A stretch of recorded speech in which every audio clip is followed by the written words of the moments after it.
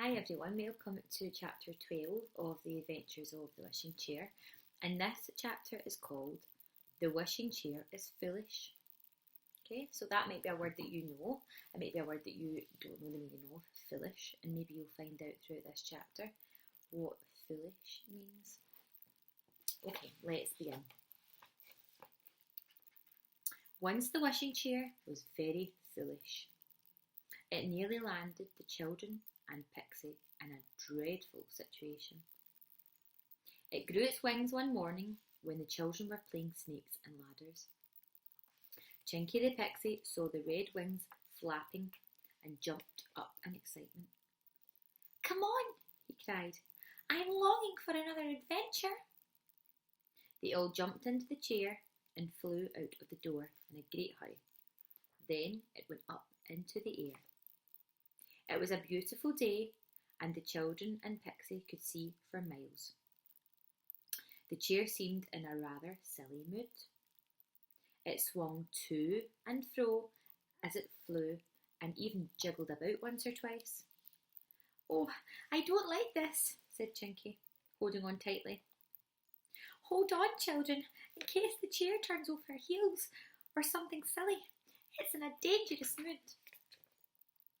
"Shall we go back home?" asked Molly. "No, of course not," said Peter.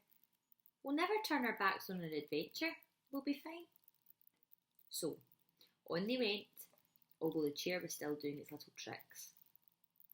At last, the Pixie got a bit frightened because Peter nearly fell off. "Go down to earth at once," he commanded. The chair seemed a bit cross. It didn't want to go down, but it had to follow instructions. So down it went, although it jiggled all the way. Peter looked down to see where they were going. There was a village below them, and they seemed to be going down towards the roof of a house. "I really hope that chair doesn't land on the roof," said Peter. "It looks as if it might." But it did something even worse than land on the roof. Do you know what it did? It tried to go down the large red chimney on top of the house. It was behaving very foolishly indeed. Of course, it couldn't actually fit down the big chimney, and it stuck.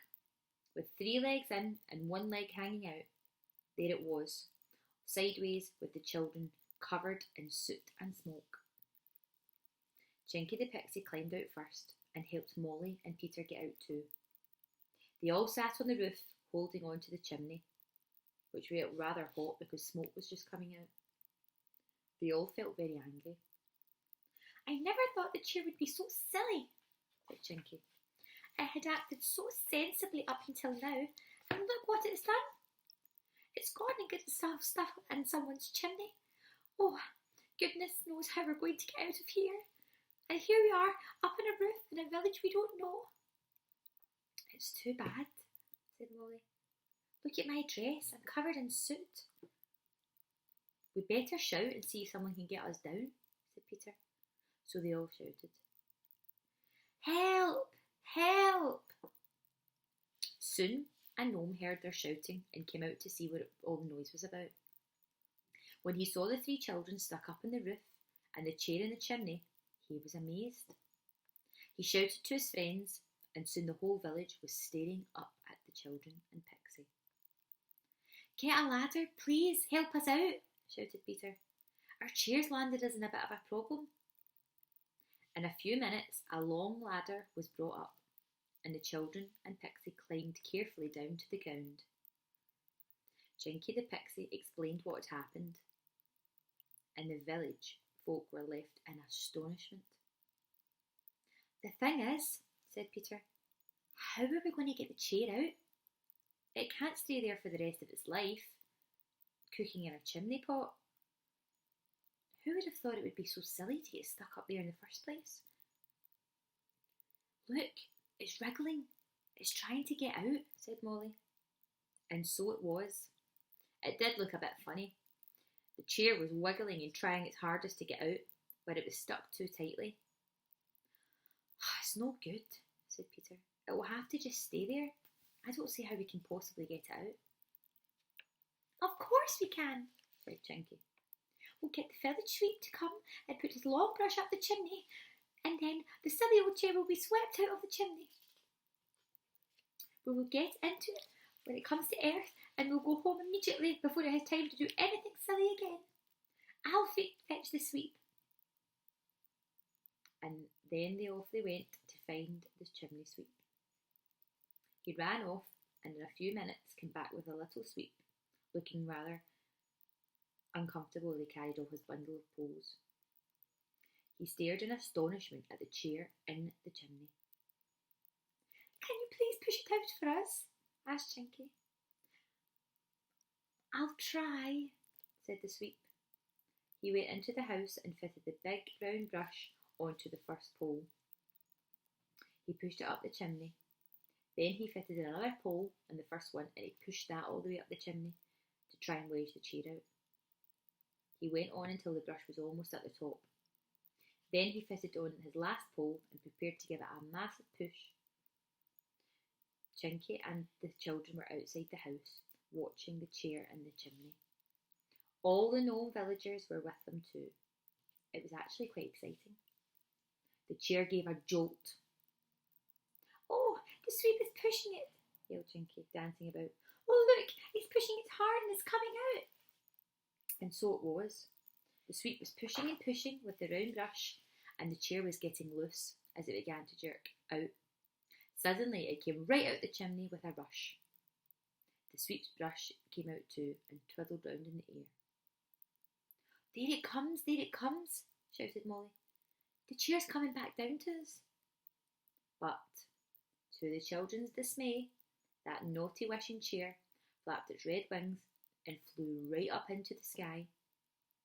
It didn't go near the ground. Oh, said Chinky, isn't it behaving so badly?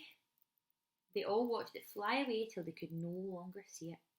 It was gone. Oh, well, said Molly, we're going to have to find another way to get home now. Oh, I'm afraid we've lost the chair forever. Well, we can catch the next bus that leaves here in 5 minutes, said Peter, looking at a bus timetable out in the wall. It won't be long before we're home. I'm sorry about the chair, he said sadly. It gave us some fine adventures, you know, and it has behaved so well, but very badly today. It's true, but once or twice it's been very good to us. You know, like when it fetched us from Witch Kerry-Kerry's. Yes, said Chinky. We mustn't forget the good times. Just because it's been bad ones. Come on, let's get the bus. They got into the bus, which was very peculiar, because the driver was a duck and the conductor was a rabbit. However, Chinky didn't seem surprised. So Molly and Peter said nothing, but just stared. In 10 minutes they found themselves outside a cave in a hillside. This is where we get off, said Chinky, much to their surprise. They followed him into the cave and up some steps. The pixie opened a door, and to the children's amazement, they found themselves climbing out into a tree in the wood near to their home. You simply never know where an entrance to fairyland is, said Molly, staring at the tree, as the pixie shut the bark door. They ran all the way home, and the first thing they saw in their playroom was, guess what? The wishing chair. They stared in astonishment. It's come back after all, said Peter, delighted. Its wings have gone. Oh, fancy that. It's come back to us. Isn't that lovely?